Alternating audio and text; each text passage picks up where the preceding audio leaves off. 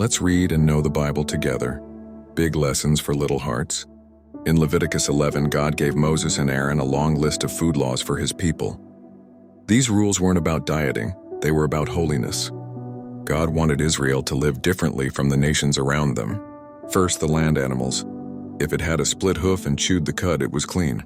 Cows, sheep, and goats were all good. But some animals only had one of those features. Camels chewed the cud but didn't have split hooves. Pigs had split hooves but didn't chew cud.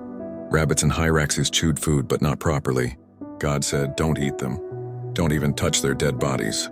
Then came the sea creatures. Only fish with fins and scales were clean. That meant things like carp, trout, or salmon were fine, but no crabs, no shrimp, no shellfish, no slimy eels. If it didn't meet God's standards, his people weren't to eat it.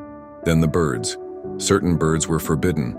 Eagles, vultures, kites, ravens, owls, seagulls, hawks, herons, and bats. Basically, the birds of prey and the scavengers were unclean. Then the insects. Almost all insects were forbidden, except some with jointed legs for hopping. Locusts, grasshoppers, and crickets were actually allowed. Everything else, from beetles to creepy crawlers, was unclean. God even gave rules about touching the carcasses of dead animals. Anyone who touched them became unclean until evening and had to wash their clothes. God wanted his people to understand, holiness is about separating from what is unclean. He ended by saying, "Be holy because I am holy. I am the Lord who brought you out of Egypt to be your God. Be holy because I am holy." Then in Leviticus 12, God gave instructions about women after childbirth. After a baby boy, the mother was ceremonially unclean for 7 days. On the 8th day, the boy was to be circumcised. Then the mother had 33 more days of purification.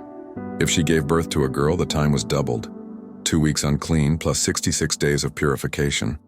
After her time was complete, the mother was to bring an offering, a lamb for a burnt offering and a pigeon or dove for a sin offering. But if she couldn't afford a lamb, she could bring 2 doves or pigeons instead. This shows that God cared for the poor. He made sure everyone could obey no matter their wealth.